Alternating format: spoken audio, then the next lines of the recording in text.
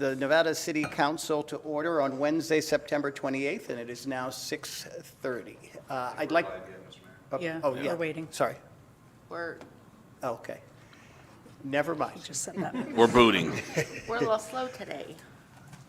You know I like to start right at That was 6:30. perfect. 6:30. We made comment of That's that too. on our end, not on yours. Did anyone have brownish water in their tap water this afternoon? No. I've had brownish water in my tap water a few times. Did you? Yes, this afternoon. I came back from my hike around Oh, yeah, 600 yeah, and yeah. I hope Bill I've had it he'll a hear couple that. times in my new place, and I've been very perplexed by that. it's only like the second time it's happened. Brown water? Yeah. Gail, have you had brown water in your residence? Yes, I have, and I'm the one who reported it to the state. Well, thank you. Good. Thank you. Right. Not really, but I'm sure you're thrilled about citizens like me. But it happens, back in the old days, when the pipes were worked on, they would flush out the hydrants. Yeah. And now instead,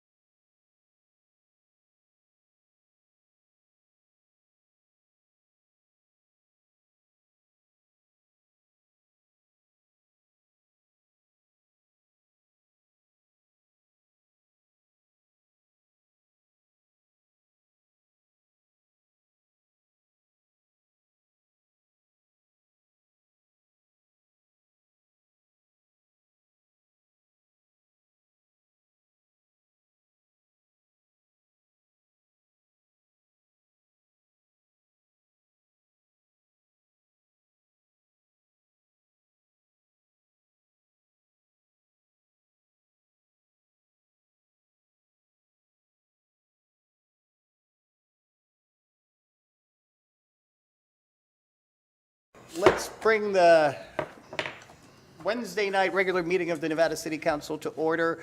It is now 6:33 on Wednesday, September 28th. And I'd like to call up our wonderful clerk to give us some opening remarks.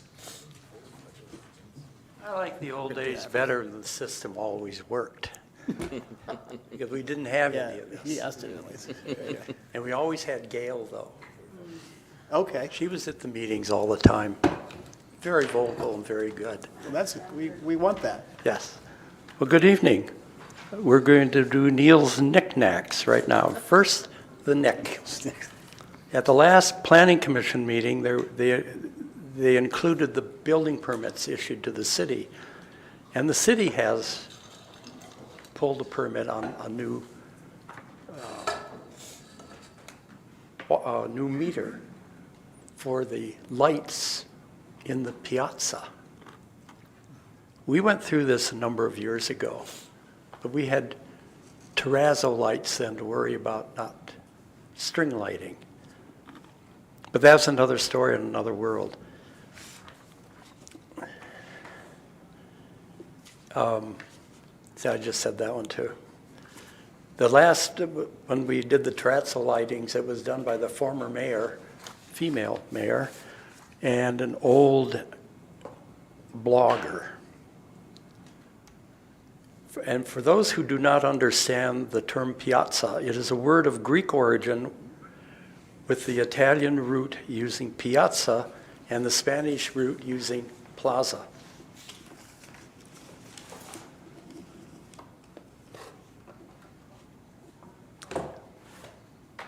And it is defined as an open space usually rectangular, surrounded by buildings, and usually covered with a hard surface not generally open to motor vehicle traffic. Before the freeway, Nevada was blessed with a large plaza at the bottom of Broad Street. And the lighting of these piazzas or plazas were street lights or storefronts.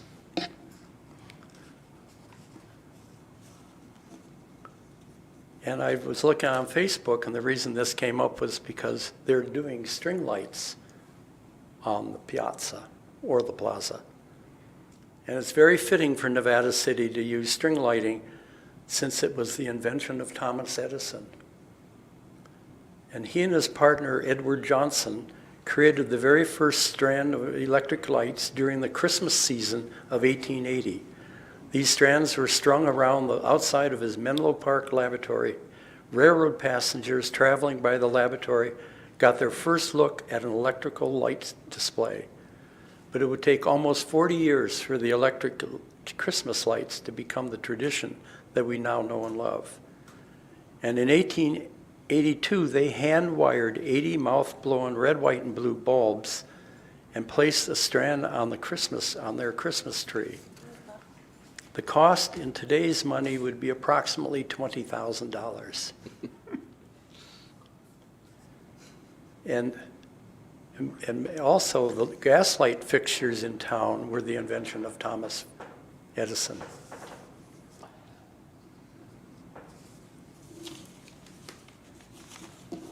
Oh. So now we'll go to the knacks. The top song of the 1990s was Mariah Carey with Fantasy Remix. And that was 1995, which means absolutely nothing to me at all. So, but other people do. So, McDonald's is launching a new cactus plant flea market box for the adults on October 3rd, 2022. E3 is returning in June of 2023, and that's a video game conference. And on this day in 2021, Bridgerton was the most watched show on Netflix and was quickly unseated by the Squid Games. I watched that. And today is National Strawberry Cream Pie Day. The garden strawberry was first bred in Brittany, France in the 1750s. It was a cross between an eastern strawberry from North America and a strawberry from Chile. And today is Fish Tank Floor Show night. But instead of the fish entertaining you, you entertain the fish tonight. Thank you. The latest news. Thank you so much. You're welcome. Mr. Clerk, I appreciate that. You know, I apologize to the room. We should have opened the session with the land acknowledgement and our Pledge of Allegiance. So I'm now going to ask wonderful Adam to, we don't stand for that, to do the land acknowledgement. We acknowledge the Nisenan people are still here among us today, though they are nearly invisible, and their story continues to be excluded from history. We understand we are on Nisenan land that was never ceded, and the original tribal families have yet to recover from the near genocide of their people. As a resident or visitor in Nisenan land, we support the Nevada City Rancheria Nisenan tribe in efforts to stabilize their people, as well as the campaign to restore tribal sovereignty through federal recognition. Excellent. And would everybody join me in the Pledge of Allegiance? Would you like to lead that, Lou? Thank you. I pledge allegiance to the flag of the United States of America and to the republic for which it stands, one nation, under God, indivisible, with liberty and justice for all. Thank you. All right, Madam Deputy Clerk, could you do the roll call, please? Soon. Here. Councilmember Cece, Here. Councilmember Klein, Here. Councilmember Peterson, Here. Vice Mayor Fernandez, Here. and Mayor Fleming. Here. Thank you.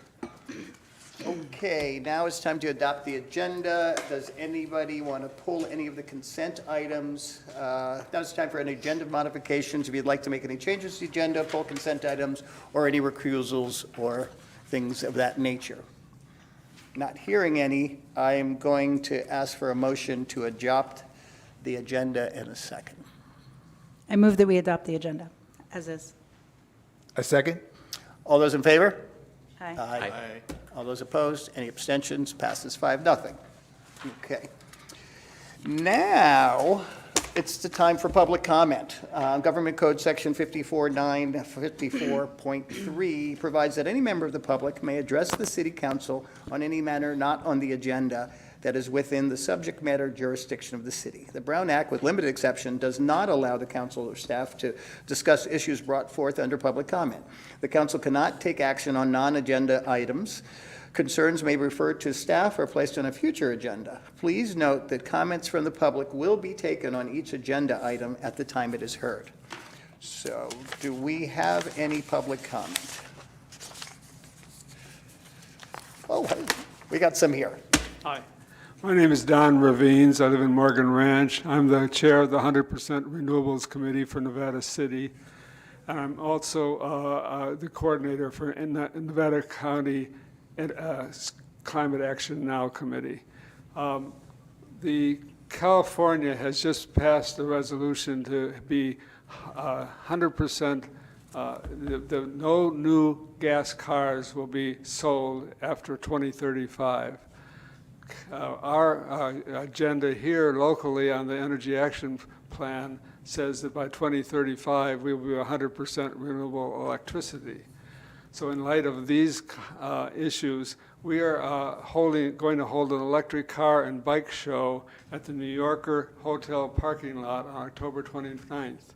We've invited 8 different car manufacturers with electric cars to come, plus 3 electric bike manufacturers to come.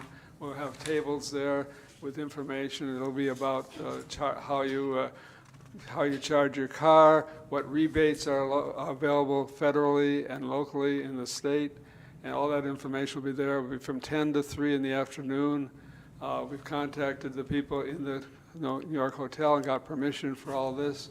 And in fact, one of the ladies who owns a store right there, we're going to put up a little billboard right there showing her that they can go into her place, just so that she doesn't feel that she's going to have business taken away from her for the event.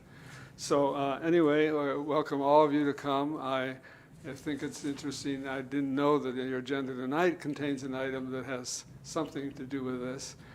But in any case, we will be providing all that information, and we hope it'll be a good event for Nevada City and attract people to come for the future, for tourists to come with their electric cars and use the chargers and local information that's available. I have some things I'll just hand to the district clerk. Oh, thank you. Thank you, Don. Really appreciate letting us know about that. That's something I'd like to attend. Any other public comment from the room? Not hearing any. You want to check online there, Gabby? If you would like to address items not on the agenda, please raise your hand, your virtual hand, lower corner of your electronic device. We do not, Mr. Mayor. Thank you. Okay, all items, we're going to deal with the consent agenda now.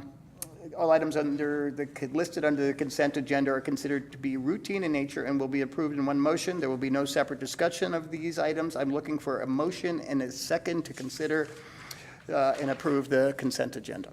I so move. Thank you. I'll second. First by Lou, second by Adam. All those in favor?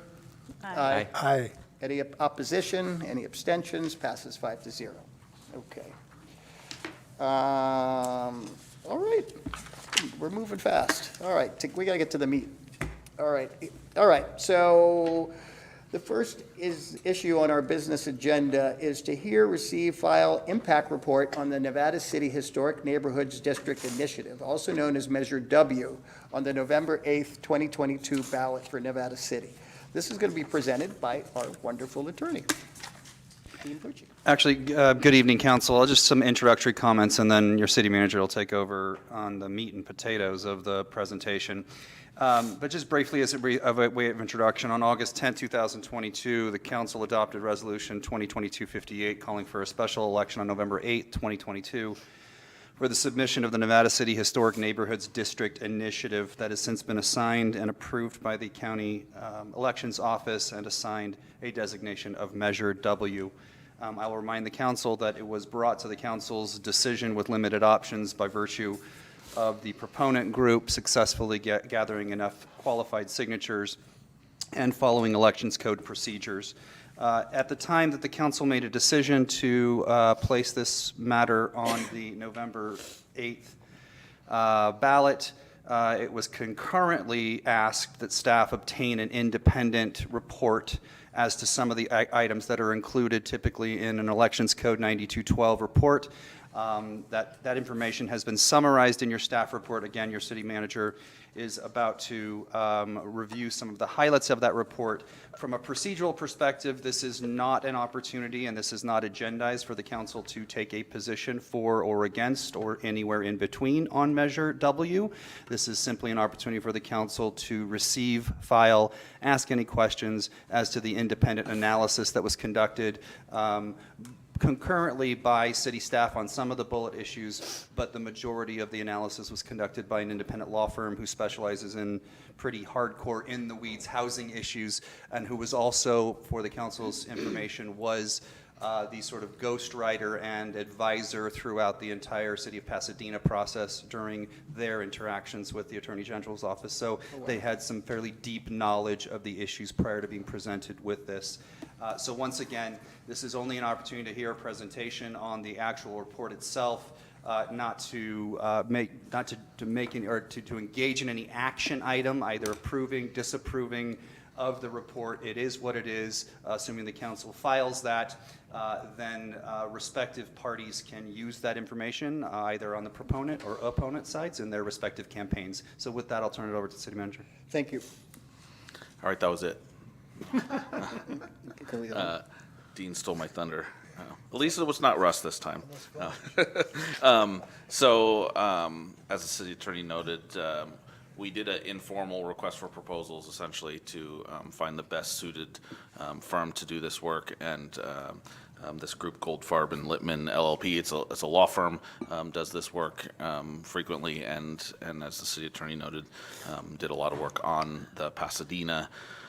There's a slightly different, and it's initiated by their city council, but nonetheless, it's the only contemporary item that has any kind of comparison to what we're doing. So they were definitely the best folks to take a look at it. So again, this isn't to be in opposition to or in support of the initiative, but rather, as you requested, an assessment of the impact of the initiative were it to pass. So I'm going to read through portions of their executive summary and then some of the separate analysis that staff did, and then we can connect those two together. The Nevada City Historic Neighborhoods District Initiative would modify our general plan and our municipal code. It creates a historic neighborhoods district, which the initiative refers to as HND, which is shorter than Historic Neighborhoods District, and I always put the S on the wrong word, so I'm going to say HND frequently.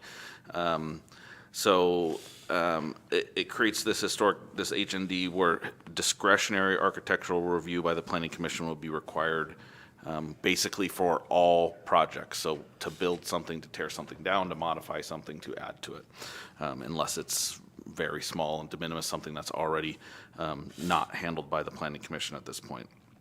It consists of residential areas zoned for single-family homes. So this is R1 and rural residential zoning for the most part. This isn't your multifamily residential R2, R3. This is not commercial zoning. This is single-family residential zoning, and includes 869 parcels. There are not 869 homes on those parcels. Some of those are not currently built on. The boundaries of the HND and the requirement for architectural review cannot be modified except to expand the boundaries of the HND without vote of the people.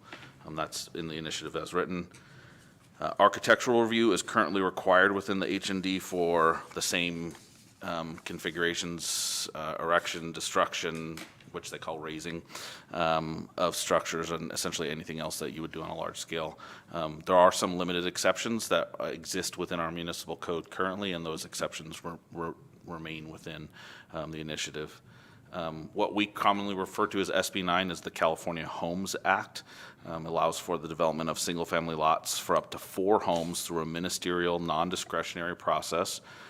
So it's handled by staff, and as long as they meet the requirements in our adopted ordinance, we don't have a choice. We have to comply. So that's the 2 pieces: ministerial, done by staff, and non-discretionary, obligated to do. But the SB 9 cannot be used to develop properties within historic districts. So SB 9 currently does not apply within the historic district that we are physically in right now. The proponents of the initiative indicate that it is intended to preclude the use of SB 9 within the HND.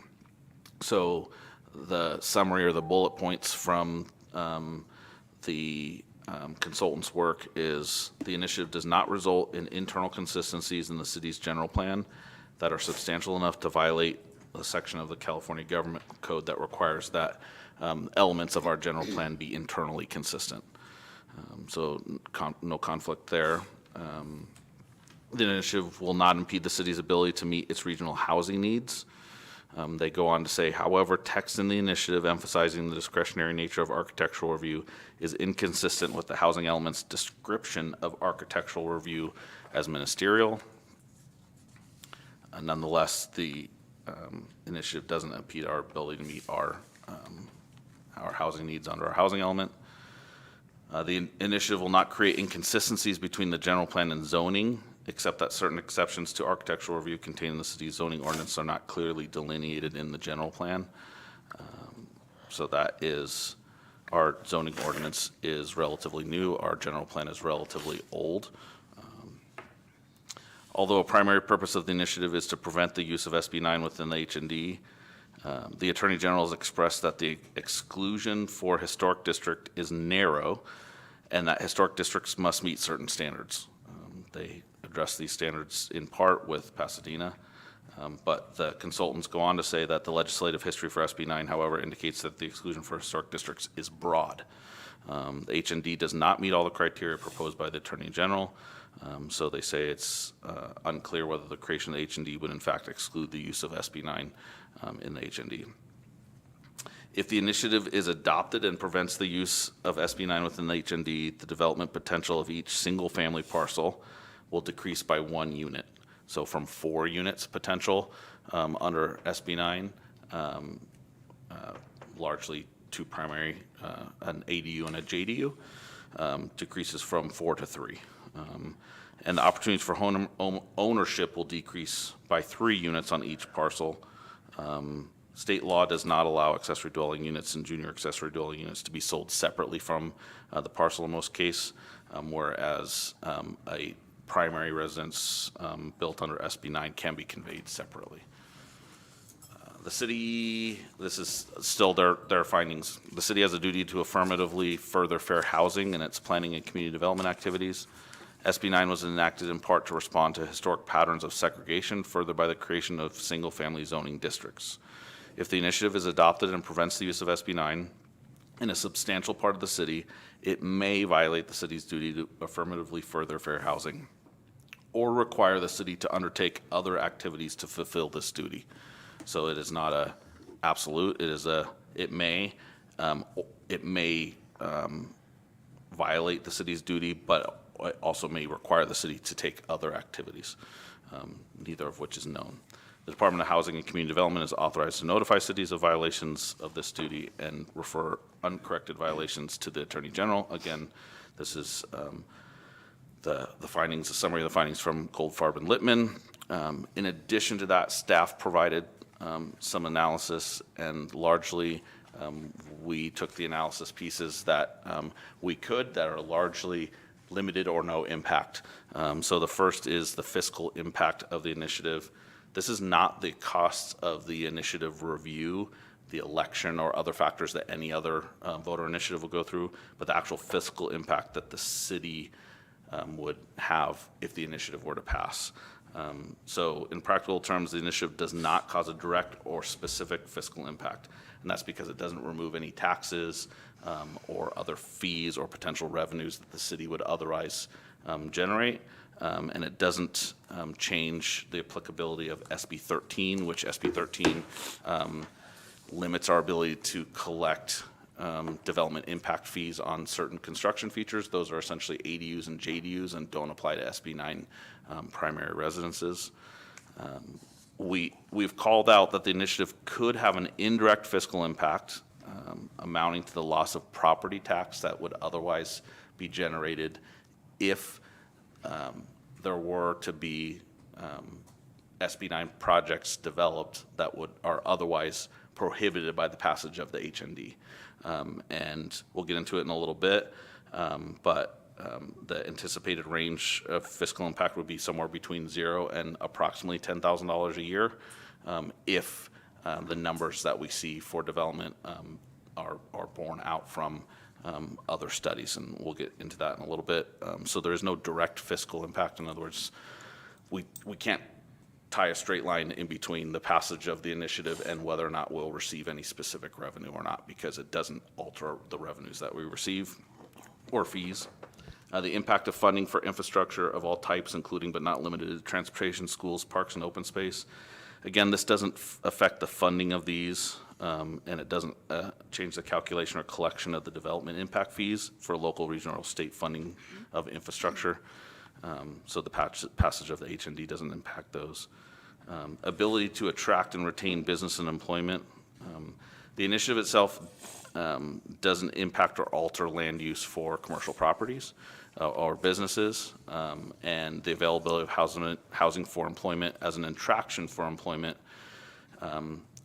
There could be a perception, potentially one way or the other with the passage of the initiative, that it could be, depending on which side you're on, that it could be beneficial to or not beneficial to that, but the initiative would not change the permitted density of any site in the city. So the effect on the city's housing element as adopted doesn't change. From a consideration of the true impact of analysis of the impact of the initiative, it doesn't affect businesses and their ability to operate on their properties, and it doesn't affect the total number of permitted densities on any property, so therefore housing for employment isn't considered an impact of the initiative. And then the last piece is its impact on agricultural lands, which we essentially don't have any. Open space, which we have a lot of, almost exclusively owned by the city. Traffic congestion, existing business districts, and developed areas designated for revitalization. The initiative doesn't have an impact on these areas because it focuses on single-family residential zoning. It doesn't affect any of those. Traffic congestion is not considered to be impacted by the initiative, as it doesn't change the permitted density of any sites, again, as we noted earlier. And the initiative does not create new regulations for existing structures within zoning. Within the staff report, as an attachment, we put a map, and the map that was in the initiative, there's several maps that are in the initiative. The HND would create 2 new maps within our general plan and corresponding map within our zoning ordinance. The proponents submitted those maps in paper, as our maps are created in paper. They also submitted a GIS map showing those 869 parcels that we spoke about, and within the HND, and 250 single-family residential parcels that are not in the HND. We created that in a citywide GIS map layer that's produced on paper in the agenda packet, and it has all of the address labels within the parcels so that people can go and see if their specific parcel or address is within the HND.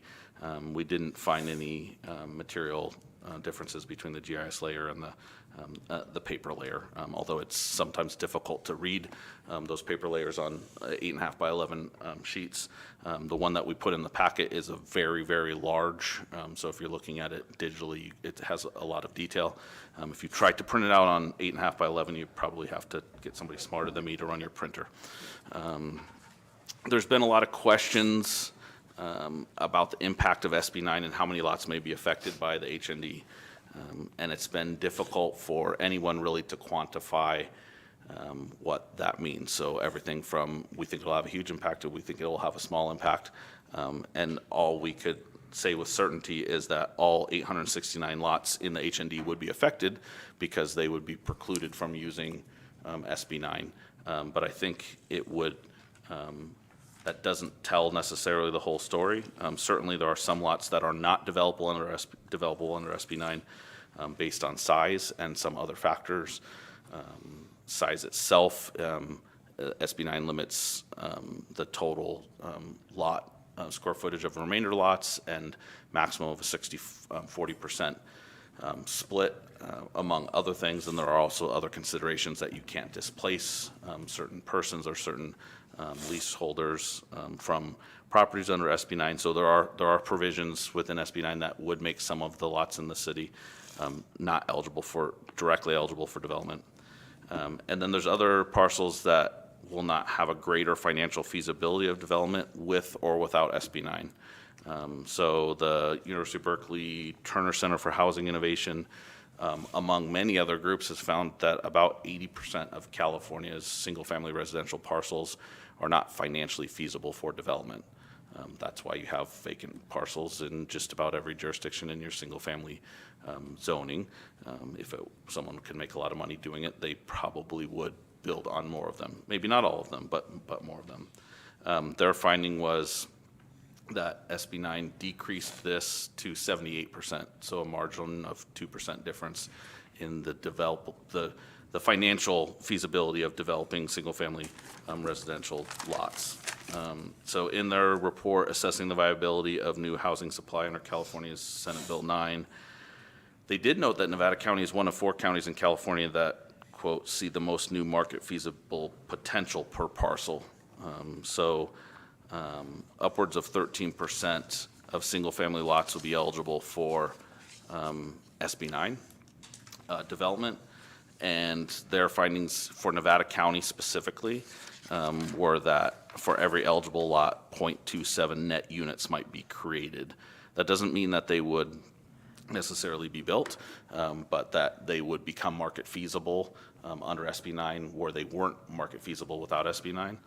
That's almost 250% of the statewide average of 12%, or 0.12 net units per SB 9 eligible lot. So that's a lot of numbers and jargon, and none of this is definitive. This is just based on their assessment. So, but it is statewide and applied in each county has a breakdown. So if you applied the county-wide numbers to Nevada City, that to those 869 lots within the H&D, it would suggest that 113 might be SB 9 eligible. That's the 13% of the 869.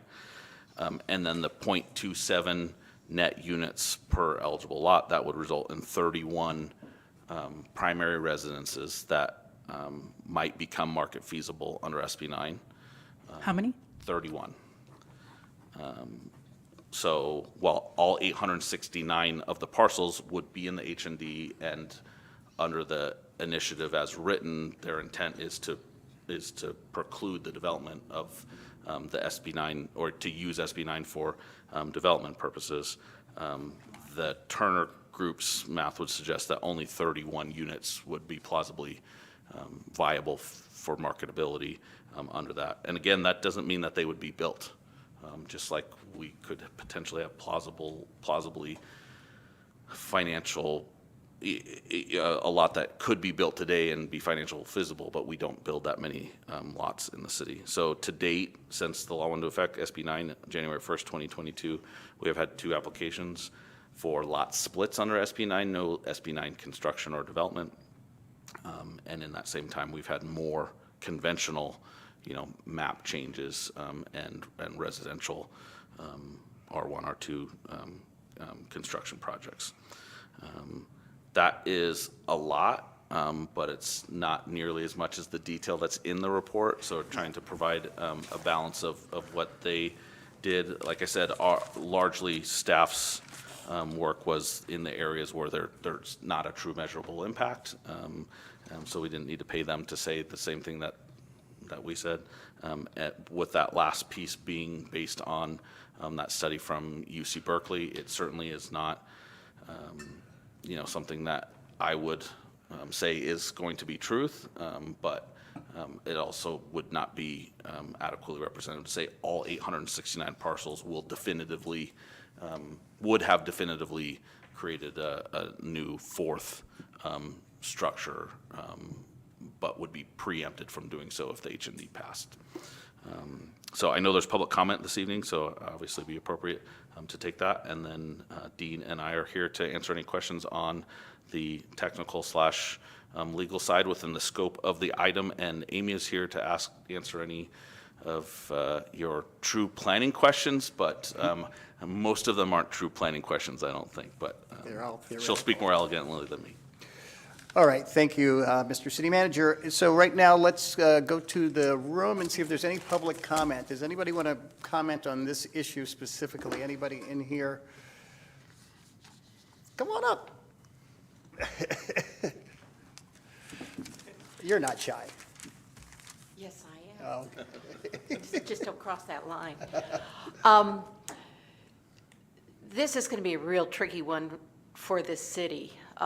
It's divided us as neighbors, et cetera, as the whole nation just dissolves in front of us. What I worry about most is that people that will vote against Measure W have not lived or seen it. I was lucky enough to have been raised in Berkeley as a child, but I did move down to Los Altos Hills on the peninsula for high school. And this was down in the 60s when there were still orchards. Sunnyvale was cherries and apricots. 280 wasn't built. That's where we would ride our horses. Everyone had a large lot. It's changed a lot because those large lots were split, 3, 4, 5 different times. And it's become very sardine-like. I'm also privileged to have lived in West Marin, where I had Point Reyes. I'm somebody, obviously, who loves space. And my parents lived in Napa Valley, which is an agricultural preserve. The thing about our historic neighborhoods, it's what makes the character of this city.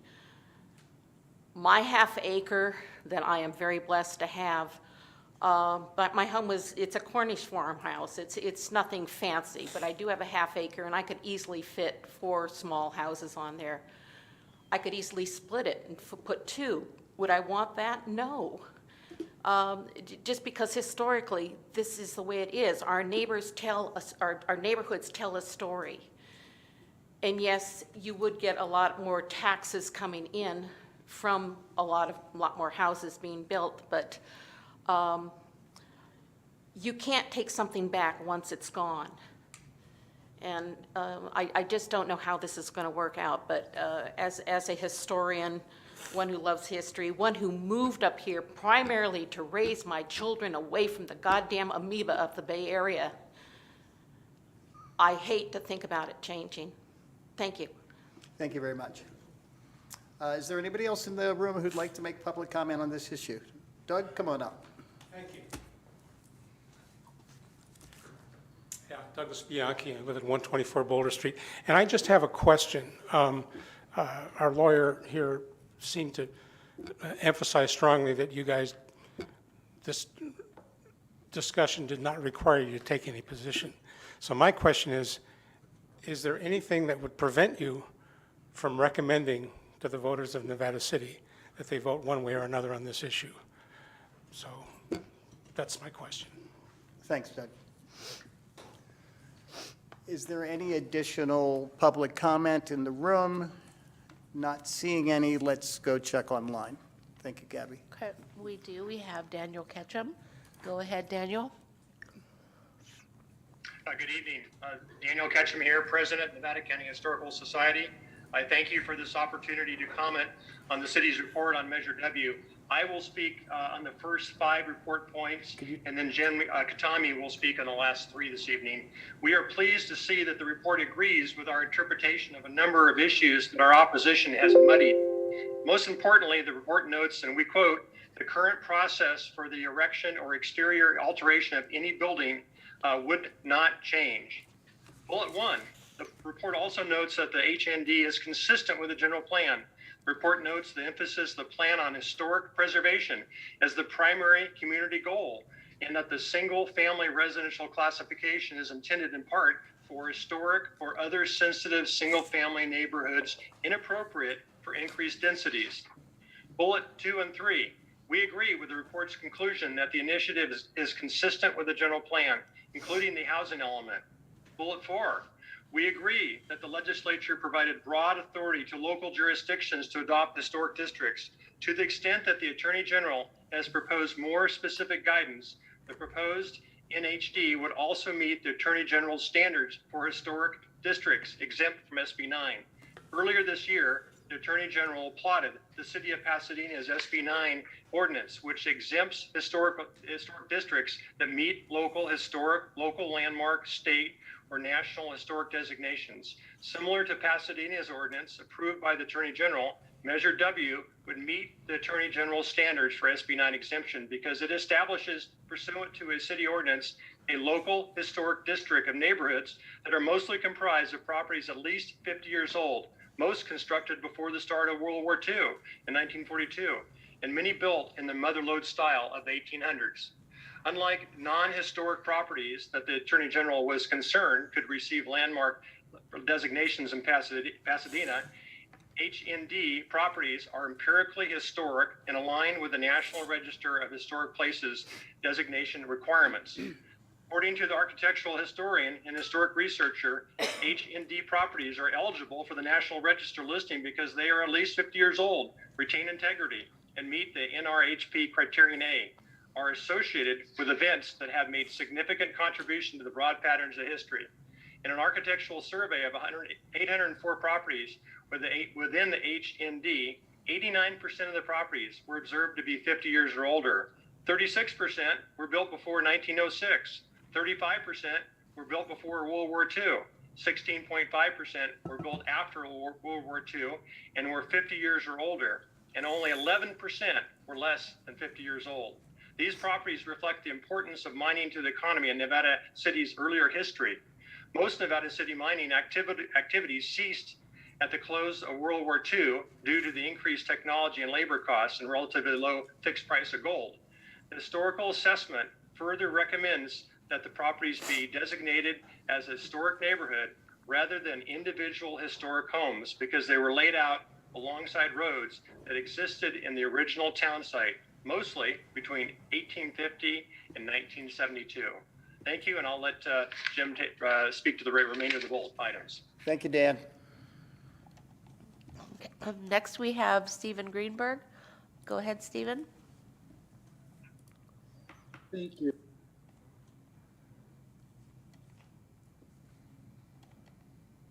You're welcome. Stephen, are you there? Unmute. Can you hear me? Yes, we can. Okay. I've lost video somehow on Zoom, so I can't see your timer, which I hope you will start in just a moment, but I'll do my best to say in 3 minutes. So on August 10th, I was one of the commenters who urged you to direct a staff report before you placed the initiative on the ballot, but unfortunately you reversed that order. So here's what we're left with. We're left with a local political issue on steroids and nowhere near enough time to start a meaningful no campaign from scratch before the ballot materials were due, which was shortly after that. And then only since then, we now have a comprehensive staff, legal, and factual analysis of the measure with key findings like SB 9 is likely to have very little real impact in Nevada City, and there's a very real threat of a legal challenge from the state if W passes. Basically, what we're talking about is high risk and little gain. That is important and even crucial information for voters. Problem is, because of the backwards decision last month, it's already way too late for that information to get to voters in the ballot pamphlet. So I want to remind you of exactly what you said when you requested the very staff study you're considering now. I'm quoting from the YouTube broadcast.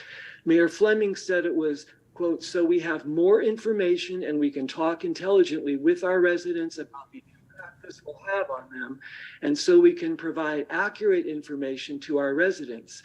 And then Vice Mayor Fernandez added that timing was crucial, quote, particularly because we have just under 3 months before the election. So with all that, I'm asking for 2 steps, a collective step and 5 individual ones. First, whether the council directs it or the city manager does it on his own, at this point, the city has a duty to get this information, at least the 4-page staff summary, out to the public. That could be in the bi-monthly newsletter that goes out if there's still time. I don't know what the schedule is there, or as a separate one-time special mailing, but that should go out as soon as possible. And then individually, as elected council members, each of you has a duty to get to act in the public's best interest, and you're responsible stewards of a limited public budget. So under these unfortunate circumstances, as far as I'm concerned, you should each do whatever you can to make sure voters are fully aware of the report's findings and implications.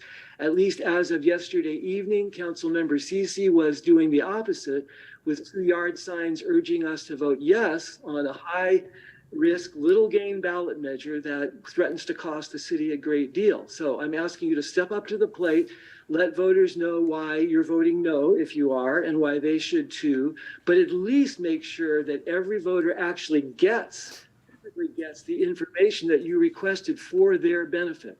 Thank you. Thank you, Stephen. Thank you. Who's next? Okay, next we have Stephen Dodge. Go ahead, Stephen.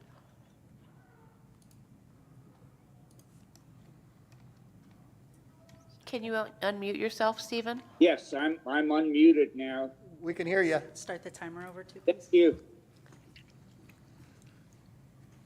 Go ahead, I'm Stephen. I'm in favor of Measure W, and I actually signed a petition.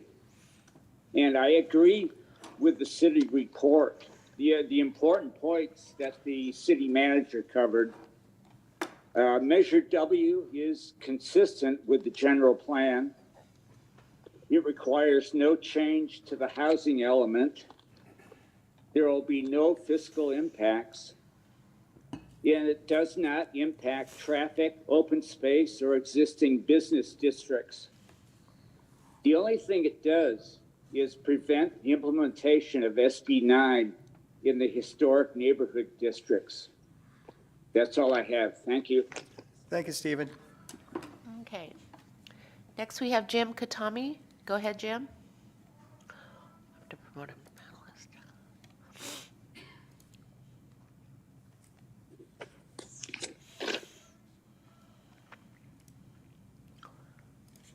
Jim, are you there? Can you unmute yourself, Jim? Am I on now? Yep. Okay. I'm just finishing up what Dan Ketchum began a little earlier before the last 2 speakers. Just going back, Measure W aims to preserve the historic character of a portion of Nevada City's single-family homes. It does not limit the city's duty to affirmatively further fair housing. HND property owners will remain eligible to build up to 2 accessory dwelling units on each lot. So this will continue. Measure W is limited to the properties within the HND and does not affect other areas of the city, nor does Measure W affect current zoning or Nevada City's ability to change the zoning designation of a single-family zoned areas to multifamily zoning. The staff analysis of potential SB 9 units is at best theoretical. And I know that from my own neighbor because I went around and counted quite a few more than the lower estimate just in my own neighborhood.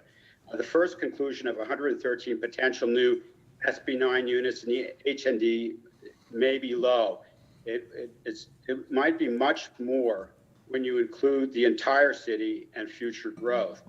However, the final conclusion, 31 SB 9 units, is extremely low given market forces in our highly desirable town and the experience in other cities over time. The bottom line is, do you want an SB9 project to fill up the backyard next door with a driveway running down the length of your property to access it, plus possible additional units in a side yard? Then there is the ever-present problem of folks with multiple cars parking on the road, on the street rather than on site. Long-term effects of SB9 are much better suited to a big city neighborhood and a small town neighborhood or small town neighborhoods such as we enjoy here. I don't think that many people are aware of this, but the city of Grass Valley already has a historic district that exempts its neighborhoods from SB9. Like Grass Valley, we also, the proponents of the HND, had a survey prepared by a qualified architectural historian to determine the ages of the homes, to delineate an appropriate district, and to determine the overall historic importance of the area within the district. The district boundaries were found per her recommendation, or were formed, per her recommendation, and she concluded that the H&D meets National Register criteria for a historic district. By meeting these criteria, we in Nevada City, like Grass Valley, are protected from legal action by the state. Jim, could you wrap it up? Your time's up. Yes. So just let me have just a quick conclusion that the H&D only exempts older surveyed neighborhoods from SB9. SB9 will still be in effect in the rest of the city. Measure W has no new design rules within or outside the HND. This was pointed out by the report. The Downtown Historic District rules do not apply in the HND. Thanks, Jim. And the city report agrees with these statements. Thank you. Thanks so much, Jim. Sorry to cut you off there. That's all right. Anybody else out there who would like to speak on this item? Please raise your hand.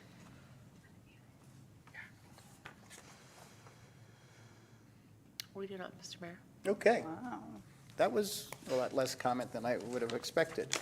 So now is the time for council members to ask questions and poke and prod and ask Dean and Is it okay if I just ask questions? yeah, you can. Okay. You can. Why don't you go ahead? Okay. Hey, Dean. Good evening, Councilmember Klein. Debated. Good evening.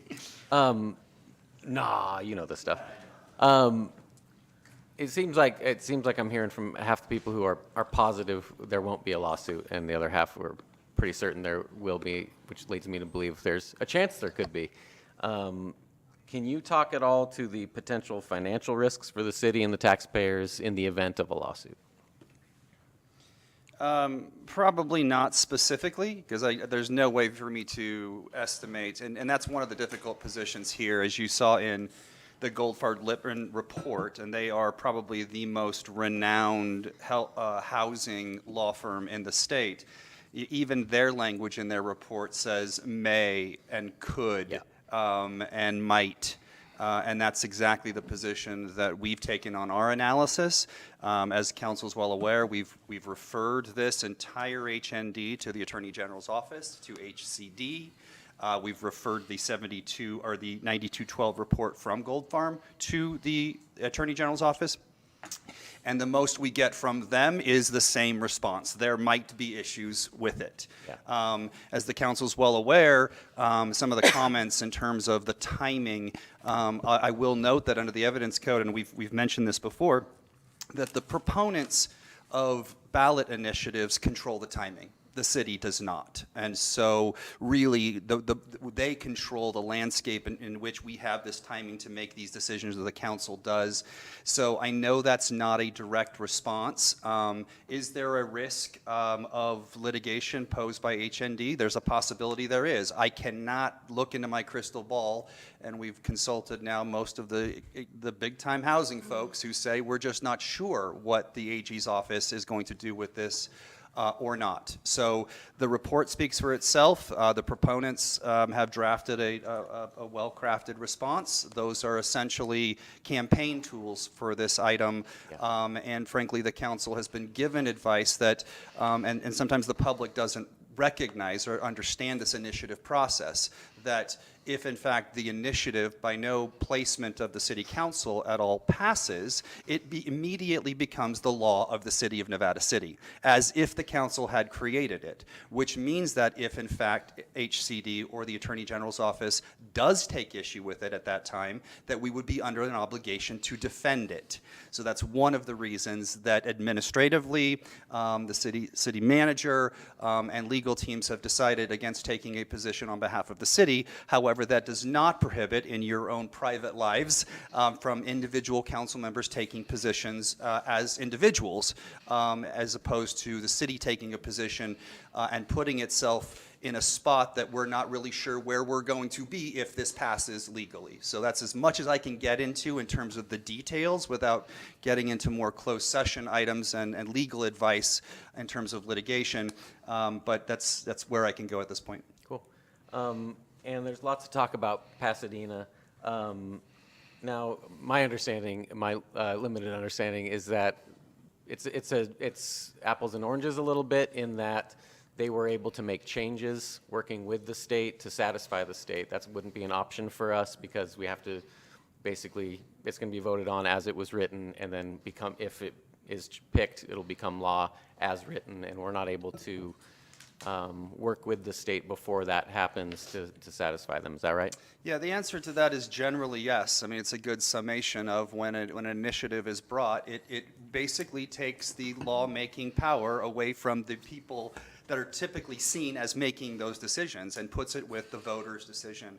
And so, yes, there was a very clear distinction with Pasadena's process, which was that was their own ordinance. They could go back to the drawing board. They could get pressure from the AG and make some tweaks. We do not have that ability here, and so the council is limited in terms of whether, making recommendations or negotiating this process. That is not the voter initiative process. Okay, thanks, Dean. All right, thank you, Adam. Lou, you got something for us? I have a kind of follow-up question to Adams. Has the AG sued any city? In the context of SB 9, the context of HNDs, and the context of initiatives, what specifically? In the context of SB 9, has the AG sued So any not city? to my knowledge. The council's well aware of the mountain lion habitat that was floated by one jurisdiction. They quickly backed off of that by pressure of the AG. The AG did come out strongly on the Pasadena initiative, but was able to resolve some issues with some tweaks. And I'm not aware, in fact, my teams did do some active, including asking Goldfarb if they're aware. They're not aware of any active litigation whatsoever by the AG against agencies. There is one lawsuit challenged by 3 or 4 Southern California agencies challenging SB 9 on completely different grounds, not relevant to what is here. So it's a well-taken point from a legal perspective, because we are in the unique situation of being as small as Nevada City is, but being the first city in the state to attempt an expansion of a district and a kind of attachment to the exemptions under SB 9 statewide. So that gives us even further pause to not know how the state's going to respond, because we would be the first in the state. I want to thank the staff for having put together this report.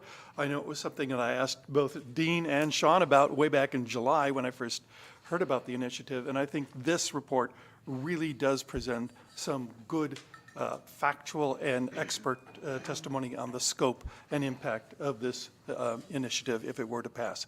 Thank you very much for your work. I would like to further add that the 31 units, as the report notes, are potential. And the potential there is based on the Turner Center's report, which considered only financial feasibility. There are other considerations that people take when they want to build on their property. Finance is not the only one. Maybe Aunt Mary needs a new house because she got burned out of paradise. Or maybe, like my neighbors, they want to repair a garage and shed, not because they want to live in it or make a financial advantage out of it, but because they want to make their property more beautiful. So, thank you. Thank you, Lou. Daniela, would you like to ask a few questions? Yeah. Sean, can you help me understand this initiative in terms of what, if passed, would be the authority of the council versus what will need to go to another vote of the people as it pertains to any kind of changes or adjustments? Sure, and that is addressed in the Goldfarb, but they essentially just quote the initiative, and so in broad terms, the council would no longer have the authority to amend the general plan or a zoning ordinance with respect to the content of the historic neighborhoods district. And so with the exception of, it specifically calls out that the council can expand the historic neighborhoods district, so you could add to the overall size. It also includes language that speaks to architectural review and under our zoning ordinance, as well as building design under our building ordinance. And in both of those, it is not readopting in the initiative that content, but it is referencing it. And so essentially, the council would be free to amend those requirements of architectural review. So in other words, you can make architectural review more stringent or building standards more stringent without running afoul of this. So those two are clear because they are in the initiative that way, that you could not eliminate or otherwise change HND other than by expanding it. And you could otherwise continue to make modifications to architectural review and your building standards. The Goldfarb report, though, notes that everything in between there is not known because it doesn't speak to whether you can or cannot. So just to be clear, changing architectural review standards to be more restrictive could be accomplished by a 3/5 vote of council. Yeah, it would be an ordinance amendment, so it would be a first reading, a second reading, and 30 days to go in effect. And yes, it only requires a 3/5 vote of the council. That's correct. Right, and so would a more strict architectural review be closer to the historic district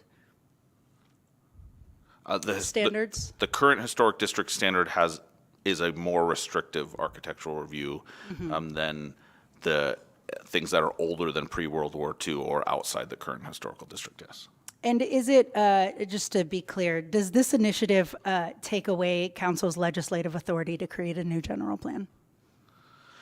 Doesn't take away your ability to create a new general plan. It does take away your authority to have content within the general plan that is created by the H&D. So the maps and the combining district within zoning and the actual historic neighborhoods district within the general plan, and the requirement for architectural review within the historic neighborhoods district, if it passes, would no longer be subjects that the council could alter in a new general plan update. Right, so it takes away authority of the council. Does this initiative take away the rights of property owners? Certainly the 869 lots that are in there can, assuming that SB 9 is no longer applicable, and that's part of the question of we just don't know, but assuming it is, then all 869 would not be able to use SB 9 provisions for lot splits or development, yes. Okay, thank you. That's it for now. That's it? Okay. Gary? So I got comments I want to make. I don't have questions. I asked my questions. So I'm just going to go.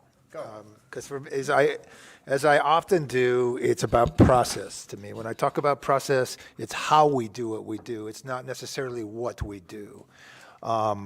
So, one definition of community is a group of people existing in a place that shares purpose, belonging, and who communicate with each other. We all exist in this place, Nevada City,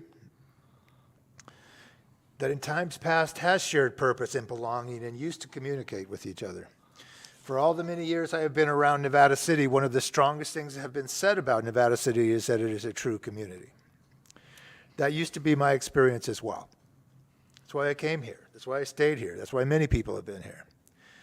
Since my return to Nevada City in 2018, I have seen firsthand the loss of focus on purpose, on the idea of belonging being eroded, and for damn sure I've seen the failure of communication across the entire community. So I got elected because some part of me believes that I can work with others to restore a sense of community and bring back the magic that is at the core of what Nevada City really is, this place that we love. To that end, working with this council and past councils, we began the process of completely rebuilding city administration, including city management, policing. We found financial stability. We've changed policies. And I really believe few of you understand just how close we came to losing our entire city, just how close that really was. The problem is that this kind of work, this dramatic level of change, can be frightening and lead folks to hold tighter than ever to what they believe and what they have held to be true without ever questioning whether it's the right thing for our community. This fear-based thinking and reactivity results in purpose, belonging, and communication, the critical elements of community, being held prisoner by the past, which cannot be changed, instead of being about the future, which is the only place we have to go. We must always remember that the opposite of love is not hate. The opposite of love is fear, and it's fear that leads to hate. We love Nevada City, and no one wants to destroy or lose the historical aspects of our city or let anyone else do that to us. Yet significant segments of our community, out of their own fear of losing history, build power to control our collective future. Whether intended or not, this version of our future is narrow, exclusionary, and continues to divide our community, as was noted by a previous speaker. At the same time, those who oppose the work done by preservationists use every opportunity to continue long-standing personal vendettas and to build personal power and control so they can be elected to higher office. Whether intended or not, these actions that place personal pride ahead of the well-being of our community are toxic. And those representing the long lineage of activists that run so deep in our community have fought and distrusted so hard for so long, it's all they know how to do. This distrust, outrage, and anger are also corrosive to the integrity of our community. Over the past several years, the consequences of these behaviors and the consequences of actions taken by those who assist there working in the best interests of our city nearly cost us our city. Really, I'm surprised about how angry this makes me. I'm serious. It just really, it really bothers me that it gets inside me this much. Yet I fight that anger because I know what we pay attention to is what matters. What we pay attention to becomes real. And it's time for all of us to think about who we want to be as a community, what we want for our future, and just to stop fighting with each other. As a council under the steady hand of our city manager, we have now turned forward. Carefully, we are collaboratively creating a community-driven vision based on a new strategic plan that will describe the future of Nevada City. That's where we need to pay attention. Not wedded to the past, but dancing with beautiful possible futures. You're all going to decide Measure W at the ballot box, and that's where it belongs.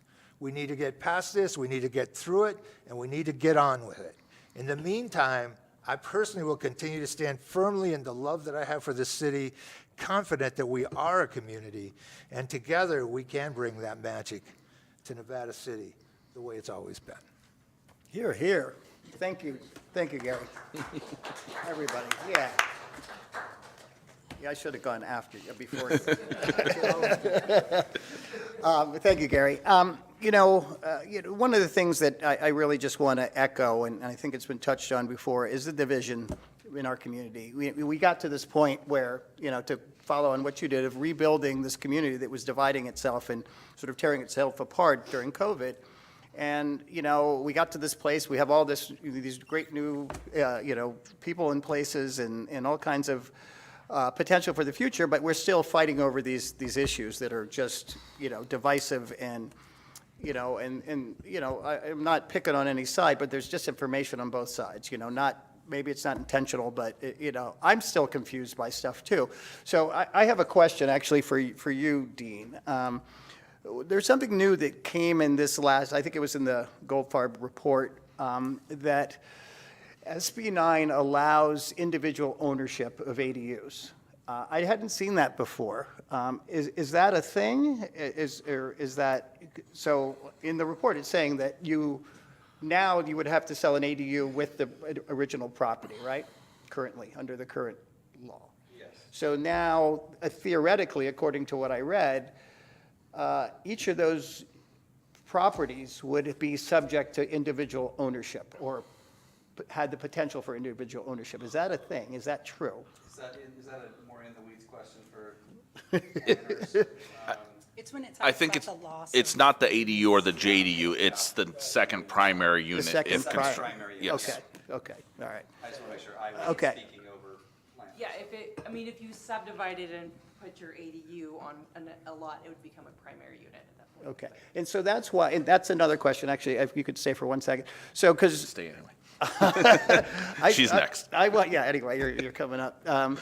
But I want to understand that the primary unit concept. So if I have a house, I have a lot that I can SB 9, right? So I split it in half, and I'm going to build another single-family home and 2 ADUs on that property? Is that what it's allowed under SB 9? Under SB 9, you could actually do 2 primary units. On 2 different lots? On the 2 resulting lots. Yeah.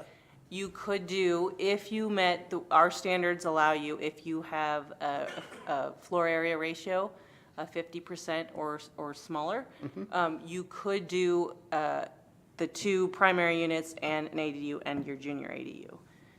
But you would pretty much have to have a fairly large lot or make all your units pretty small. But so you can only subdivide it once, right? So you Correct. do one lot Under SB split, 9. and then on each of those lots, you get to do a primary and 3 ADUs or 2 ADUs? 2 ADUs, And a two primaries under SB 9. Yeah. And then 2 ADUs, if only 4 if you total. you meet that FAR Yeah, requirement. okay. All right, thank you very much. That's really what I wanted to make sure, because I've had conversations with 3 different people today, and there were 3 different conversations that their understanding was completely different, and it confused me. One of the things I'd like to understand a little bit more is about this legislative history. So, everybody, the AG is now coming out and saying that, we love legislative history. They're coming out and saying that the historic district should be narrowly tailored or construed narrowly. But going in, Goldfarb and Company found that in the legislative history, they actually wanted it to be construed broadly. Is there? Well, certainly the legislative history has been to recognize housing crises and to expand available housing. I think what's being referenced in the Goldfarb-Lippmann report is their recognition that we've had no judicial treatment, we've had no legislative treatment by which to base our analysis on how wide or how narrow they would interpret the exemption that is known as the historic district exemption.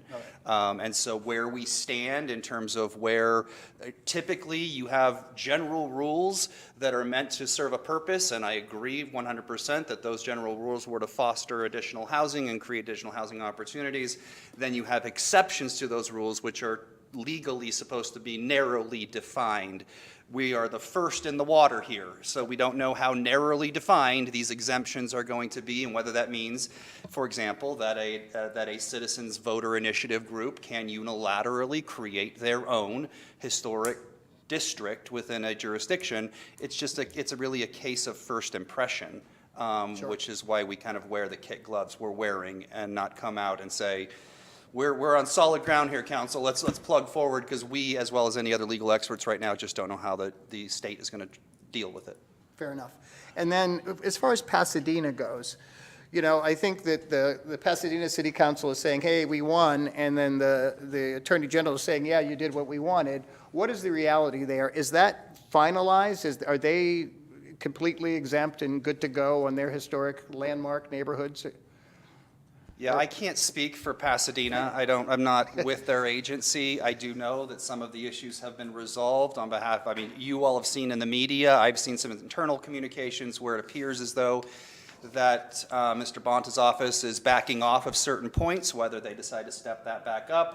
I know there's no active litigation is what I can comment on. I'm not privy to inside information there. Fair enough, fair enough. I just, there was some conversation that it's to be continued, and it could be. It could be. I think that is it for me. I'm sorry, Sean, as far as lot splits, so forget SB 9, what is our kind of, our track record as a city with lot splits? Is that something that happens often? Is it hard to do right now? I guess this is an Amy question. I don't know what our actual numbers are. I know I've got a map for you next, but it's not a residential map, so. We don't get a lot of lot splits, though. But is it right now, theoretically, SB 9, streamlines that process, right? Yes. What is the process now to do a lot split? Is it costly? Is it, does it require a fair amount of planning commission activity? Yeah, to do a 2-parcel split, I want to say it's about an $800 fee. And the process is essentially the same, except we don't go to public hearing. Okay, so no planning commission oversight? No, but staff still reviews it, I get agency comments, we provide conditions of approval, so the process is still the same, except for that we skip the step of going to a public hearing. So that's pretty much it. Okay, great. That's all I have. Does anybody else have any follow-up questions? I don't have follow-up questions, I just have comments now. Gary, thank you for the inspiring speech. I want to say that I know there are many folks out there that are hoping individual council members will either state their support or opposition for this measure here tonight. As our city lawyer and city manager mentioned, this is not the venue, this is not the space for that. I want to say that to those people that have that expectation, I don't blame you. I too expect local leaders to make their positions known when it comes to community altering issues and measures. I've been a grassroots organizer and activist for many years, speaking truth to power in both public and private spaces. For people who know me even just a little bit, I imagine you know about me that I have no problem speaking up. Something that I'm learning about myself as an elected official, because this is not a natural thing to do this. In fact, a lot of times it feels quite unnatural. But something that I'm learning about myself that falls in line with the work that I do in the world of strengthening democracy is that, much like Gary, I value process. Particularly at a time when our processes are under attack in both small and large ways.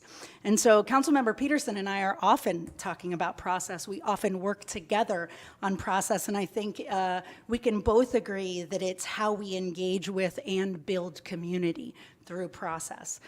I respect process. I respect the vote. I respect an arena where ideas can be discussed. And I've been really impressed how all people in this community are engaging in vibrant conversations about the future of Nevada City because of Measure W. The process, I just want to remind folks that have that expectation that the process that is laid out in front of the council tonight is hear presentation, receive and file the report, no further action required or permitted. That is on the agenda. All of you can read it. And in my opinion, and out of respect for the process as a governing body, I'm certainly not stating a position for or against the measure tonight, as it's not what's being asked of us. With that being said, I will make a public position on Measure W in the coming weeks. And I would like to encourage my colleagues to model what I believe it means to serve and lead with transparency and to take your own positions publicly based on the needs of the city as you understand them. We were put here by the people, and I believe that the people deserve to know where we are on this. And one last thing, and this is that truth to power piece that can't really keep me quiet because, quite frankly, this is well within my lane of expertise. I want to take just a moment to talk about the definition of gentrification. Because I heard it misused multiple times during the forum last week.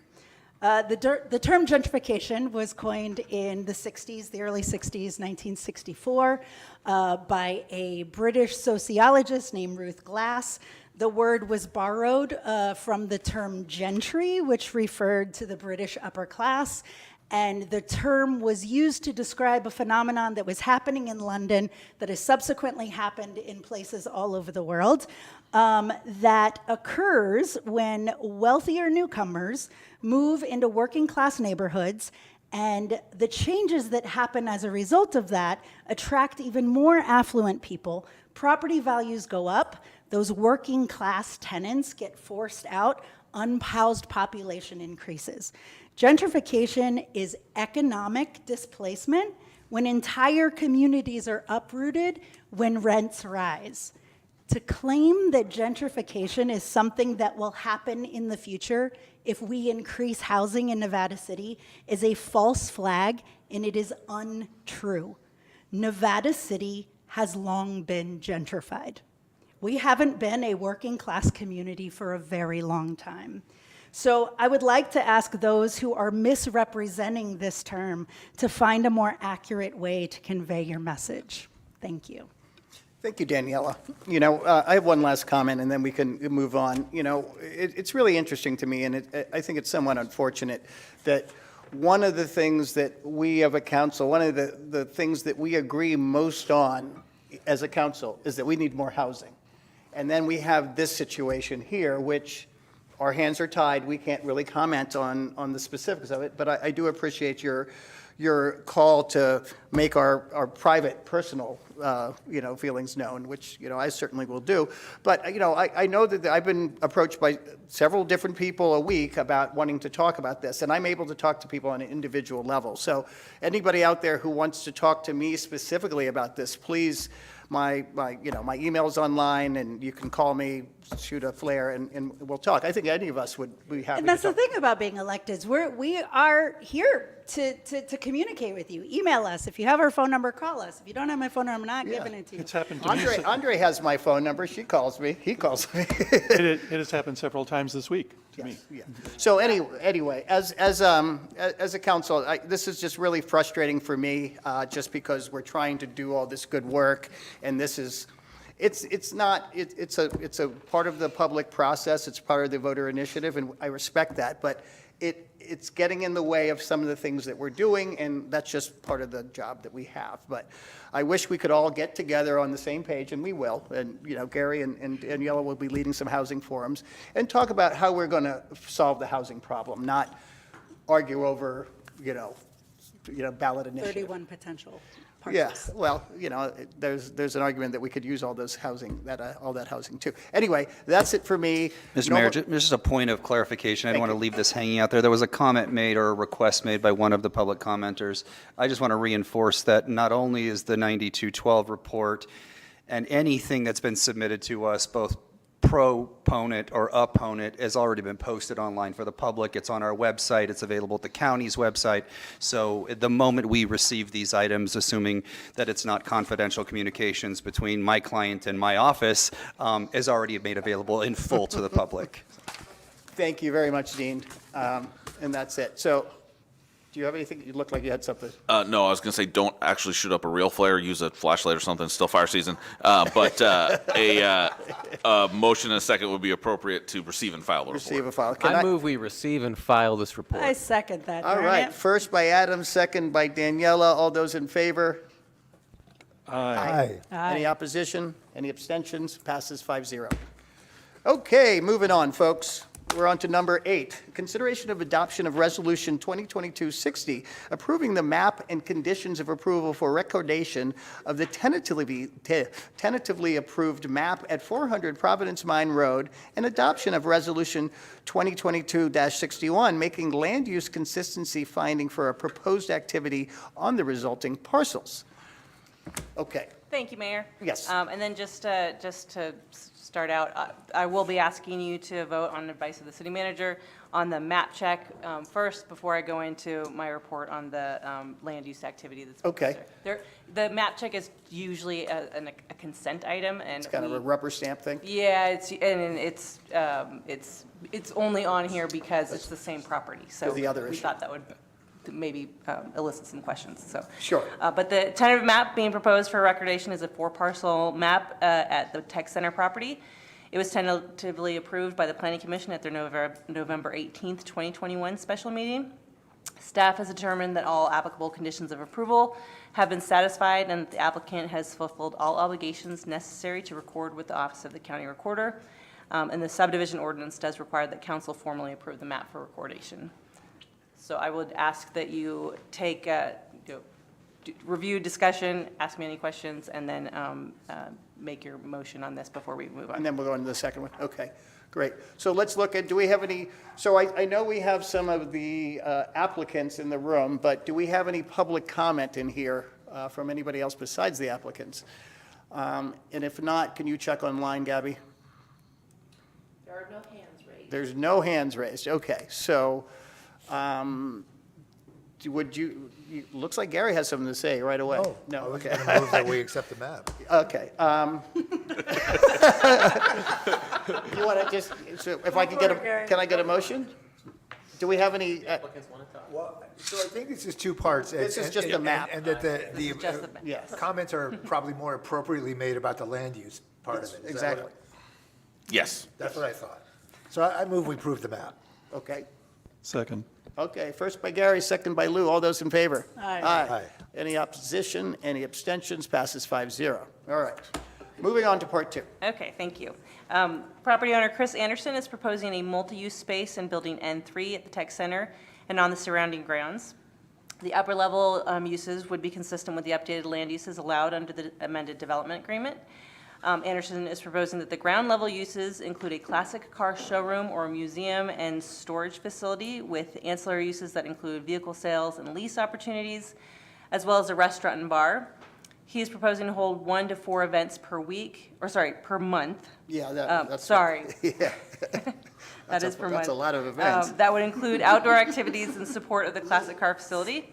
These events would be open to the public and would include outdoor beer garden, family-friendly activities, food trucks, and live music.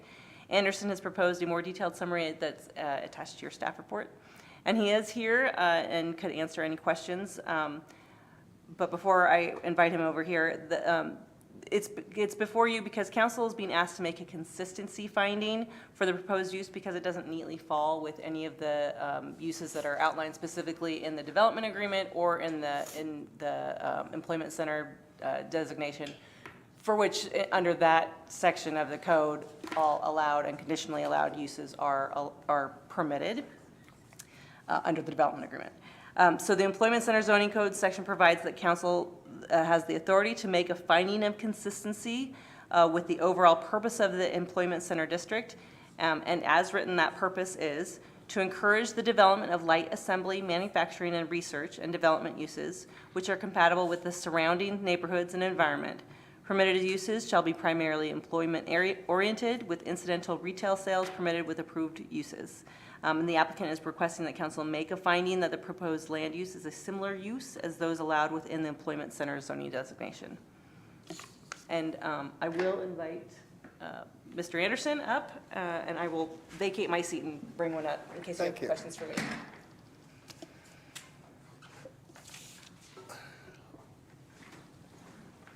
Hello. Thank you all for letting me speak. I don't know that you know everybody here. Can you introduce yourself to? I'm Chris Anderson. I'm the owner of the Tech Center in Nevada City. Okay, thank you. Hello, everybody. Proposing the use of the bottom floor of one of the buildings for a collector car showroom dealership, which will also be a museum, and featuring art gallery, also some upper-end car storage, collector car storage, events, and so on. So I would, at this point, I'm not the business owner of this business. Serge Adele, who is here, would be one of the owners, and also Michael, who is on Zoom online. He has a facility right now in Oakland. I believe his facility has been operational for about 12 years. But actually, I would like to invite Mike, who is on Zoom, to actually speak about more about the business itself. Hold on, do you see Mike on Zoom there? Yeah. Oh, you do, good, okay. Well, I wasn't sure by her expression that. No, I was looking to see if his. Okay, no worries, no worries. Yeah, and then we can ask a few questions. So, thank you. He's on. He's on? Mike, are you there? Unmute yourself, Mike. There he is. Ah, there we go. Is that better? Yeah. Much. Yeah. All right, and you heard the intro, you know where we are in this whole process? Yes, sir. All right. First of all, I'd just like you to give us a little overview of your operation in Oakland and what you're proposing here, and then I think we'll dive into some questions. Okay. So we've been in business since 2005 as a car dealership. In 2010, we moved to Oakland, and we moved into the Oakland First Friday, Oakland Art Murmur district. And we were one of the larger art galleries. So we would open our space to attendees of the people walking around looking at art at various galleries. And then we had catered food and sometimes live music and things like that. And people could go to the bar, look at the cars, look at the art, things like that. And then in 2016,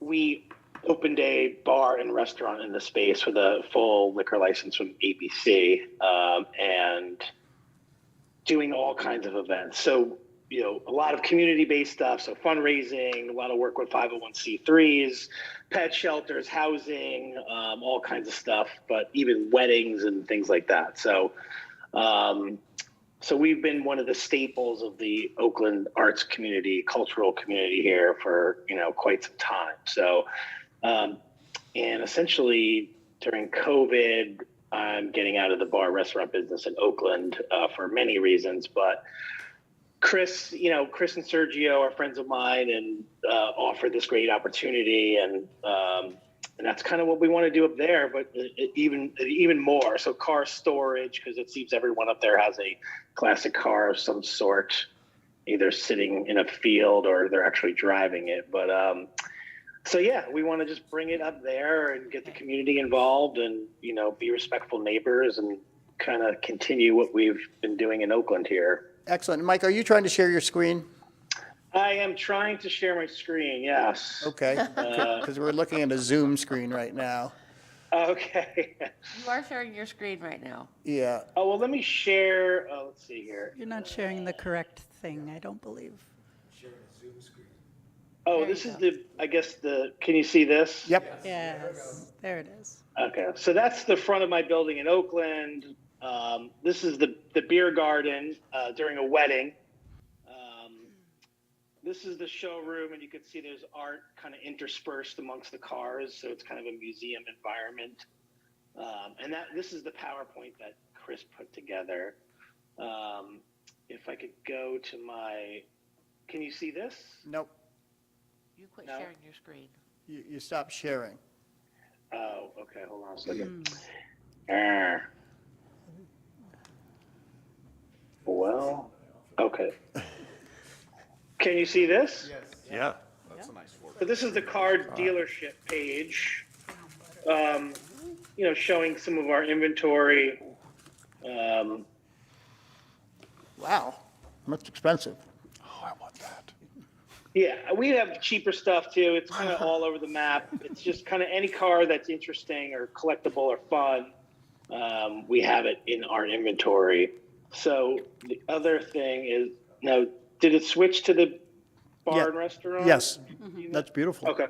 So this is indoors at a wedding, and you can see you're looking at this glass wall. That's the bars on the other side of that. And then these are pictures of the beer garden during various events. And once again, the gallery with art and cars in there. And some smaller pictures. You could see we have a dance group here. This is a group that raises money for in Central America for impoverished communities. We have a band here, we have a bar, and then a mural.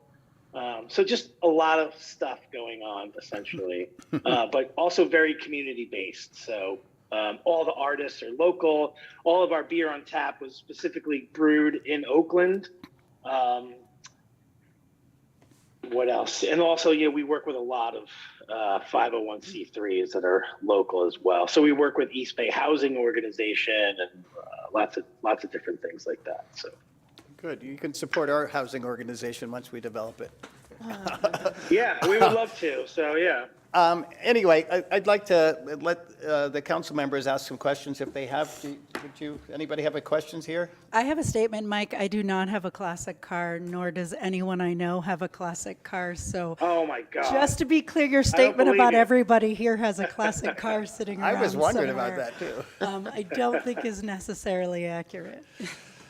Okay. Well, I think what you're saying that you found enough people up here with classic cars, and it's something that I certainly was unaware of. Gabby's nodding her head. There's a bunch of car aficionados around here. I think you guys have found that. Adam, does anybody have any specific questions? So the dealership, if the dealership was inside the tech center, we would be getting sales tax revenue from those really nice cars that I just saw? Yeah, whatever the breakdown is, the way that dealer sales work, though, is taxes collected for the person where they're registering the car. So, yes. I was all excited about that. Good question, Adam. All right. Maybe they Yeah, will live but, there. I would say Alameda County is, in my county here in Oakland, it's probably, I would say 30% of my sales, right? So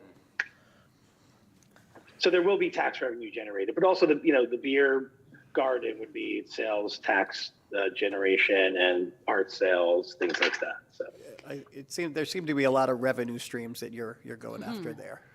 there's multiple revenue streams. Yeah. So, yep. Danielle. Can you talk a little bit about the plan to, I imagine all of it's not going to be up and running at once. Like, is it phased? First it'll be this and then it'll roll out into the restaurant and bar and then sort of. Yeah. Yep. It will start out as a car dealership and car storage. And then we'll have, like a pool table and a lounge and things like that. And then what we did in Oakland was, through various ways, you're allowed to pull like a one-day event permit. Also, a nonprofit can pull a one-day event and bar permit. So we could start out doing fundraisers and things like that. And we have the space at the beer garden in operation within a few months, hopefully. But then, health department plans and all that take quite some time. So, we're thinking probably around 6 to 8 months, probably before the bar restaurant is officially open with an ABC license. That seems fair. Thank you. That's still pretty aggressive. Yeah, no, it's exciting to think of things in that space. It's really exciting. It's a great part of town for those things, I think. Yeah, and Gary, do you have anything? No. Anything that happens down there, as long as it's legal, is positive. Yeah, it'll be legal. That's a great statement. Lou, would you like to chime in here at any? Totally agree with Gary. I took a walk around it this afternoon as part of my Wednesday walking, and there is so much potential out there just sitting.